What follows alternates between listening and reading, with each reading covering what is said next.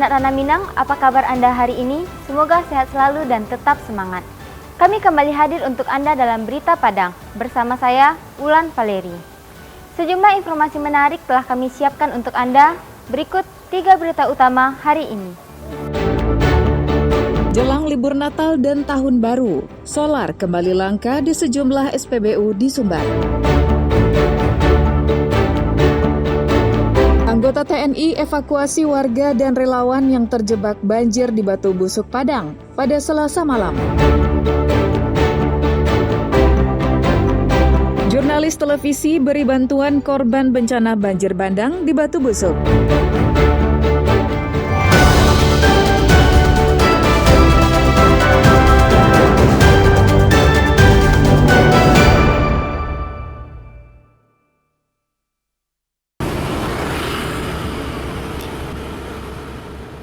Antrean panjang kendaraan truk dan mobil tangki terlihat di sebuah SPBU di kawasan bypass Kuranji, Padang pada Rabu pagi. Sopir truk harus mengantre hingga ratusan meter dari SPBU untuk bisa mendapatkan solar. Kejadian seperti ini, menurut sopir, terus terjadi setiap menjelang libur Nataru. Apalagi saat ini, truk juga banyak yang masuk ke Sumbar untuk mengantar bantuan. Andika, salah seorang sopir truk pengangkut CPO, mengatakan, antrean solar tidak hanya terjadi di Padang saja, namun juga di kabupaten dan kota lainnya di Sumatera Barat. Bahkan di tingkat kabupaten lebih parah lagi. Jika di Padang, sopir mengantre rata-rata 3 jam, di kabupaten bisa lebih dari 5 jam hingga setengah hari. 3 jaman apa? 3 jaman. Itu abang tujuannya kemana? Ke Inkasi Marsakai. Di daerah? Pesisir Selatan. Pesisir Selatan. Kalau di pesisir selatan sendiri yang abang lihat antriannya gimana bang? Lebih panjang. Lebih panjang. Harapan abang sebagai sopir? Mudah-mudahan segera pulih lah BBM-nya. Segera pulih. Ini macet ini karena bencana lagi atau jelang Nataru sepengetahuan abang? Menjelang tahun baru. Sementara itu, salah seorang petugas SPBU mengatakan pihaknya telah meminta kepada Pertamina untuk menaikkan kuota solar dari sebelumnya 16 kiloliter menjadi 24 kiloliter. Begitu juga dengan Pertalite.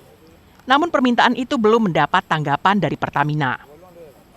Ada peningkatan. Biasanya minta 16 terus tuh. Biasanya 16? 16, kadang 24. 24. Kebetulan orang masyarakat butuh biosolar gitu kan, Pertalite itu pertama juga gitu. Kalau untuk Pertalite stok kita gimana nih Pak? Kalau untuk Pertalite stoknya seperti biasa Bang. Berapa 16. Pak? 16 kiloliter ya Pak ya? Petugas SPBU memprediksi permintaan BBM bersubsidi jenis solar maupun Pertalite tetap akan tinggi hingga awal Januari tahun depan atau setelah berakhirnya masa libur Nataru.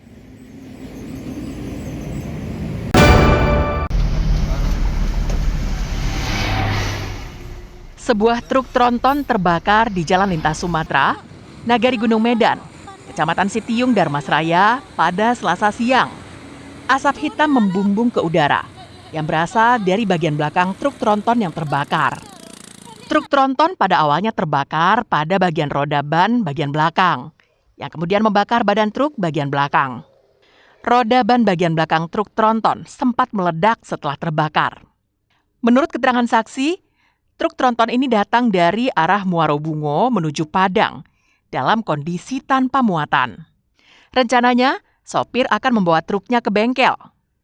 Dalam perjalanan menuju ke bengkel kendaraan, roda ban truk tronton pada bagian belakang mengeluarkan asap, berapi, dan kemudian meledak.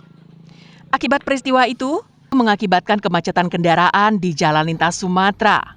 Petugas pemadam kebakaran dan polisi memadamkan api yang berkobar di roda ban bagian belakang truk tronton. Mobil tronton dump kosong dari arah Muarobungo ke arah Padang. Yang bersangkutan akan membawa mobil tersebut ke bengkel. Setiba di Gunung Medan di dekat Stikes, ada kemungkinan remnya kerusakan di rem sehingga terbakar ke ban, merembes dan api membesar. Untuk korban jiwa tidak ada, hanya kerugian materi saja. Untuk mobil damkar tadi diturunkan ke lokasi ada 2 unit, dibantu sama mobil water cannon dari pihak Brimob. Tidak ada korban jiwa dalam peristiwa ini. Kerugian ditaksir puluhan juta rupiah. Truk tronton terbakar telah dibawa polisi ke Satlantas Polres Darmasraya. Eko Pangestu melaporkan dari Darmasraya.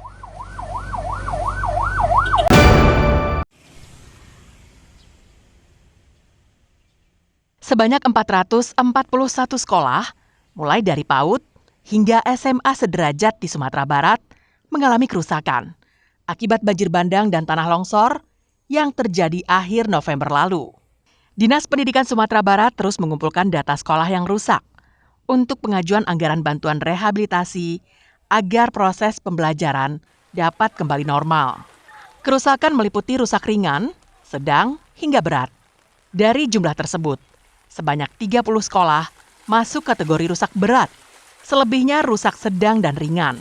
Semua sekolah terdampak tersebar di beberapa wilayah, seperti Tanah Datar, Agam, Solo, Pasaman Barat, dan Padang. Ada yang ringan, ada yang sedang, ada yang berat. Yang berat itu sekitar 30-an. Ya. Ada yang hanyut, ada yang sebagian kelasnya roboh.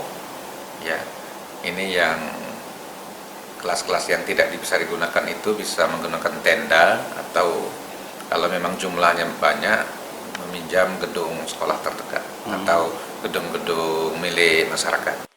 Hasil pendataan dan asesmen yang sedang dilakukan ini akan dilaporkan kepada Kementerian Pendidikan Dasar dan Menengah sebagai dasar pengajuan anggaran bantuan untuk perbaikan dan rehabilitasi sarana prasarana pendidikan yang rusak.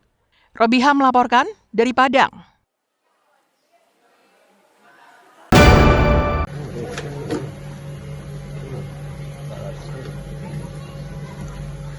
Tidak hanya memadamkan api kebakaran, petugas pemadam kebakaran Padang kembali menunjukkan peran yang beragam dalam melayani masyarakat. Kali ini, petugas pemadam kebakaran melepaskan cincin dari jari warga. Hanya dalam waktu 15 menit, petugas pemadam kebakaran berhasil melepaskan sebuah cincin yang melekat kuat di jari seorang wanita pada Senin malam. Metode yang dilakukan petugas adalah memasukkan alas tipis di sela-sela cincin. Kemudian cincin dipotong dengan gerinda kecil. Agar tidak muncul percikan api, petugas lain menyiram cincin itu dengan percikan air.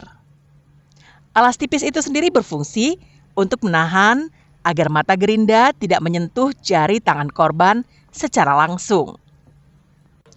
Cara yang dilakukan petugas sesuai dengan standar operasi prosedur yang telah dibakukan Dinas Pemadam Kebakaran. Baik, hari ini sudah 3 laporan masuk karena cincin yang susah dilepas dari jari. Dari sore sampai malam ini sudah 3 kejadian. Itu? Ya, cincin sudah lama dipakai, jadi lama-lama susah dilepas. Dan sudah berusaha untuk melepaskan secara mandiri namun tidak bisa dan akhirnya datang ke Dinas Pemadam. Petugas mewanti-wanti masyarakat agar berhati-hati dengan cincin mereka. Jika memang tidak bisa dilepaskan secara normal, dipersilakan datang ke kantor Dinas Pemadam Kebakaran Padang setiap saat untuk dibantu melepaskannya. Alfi melaporkan dari Padang. Dirinya,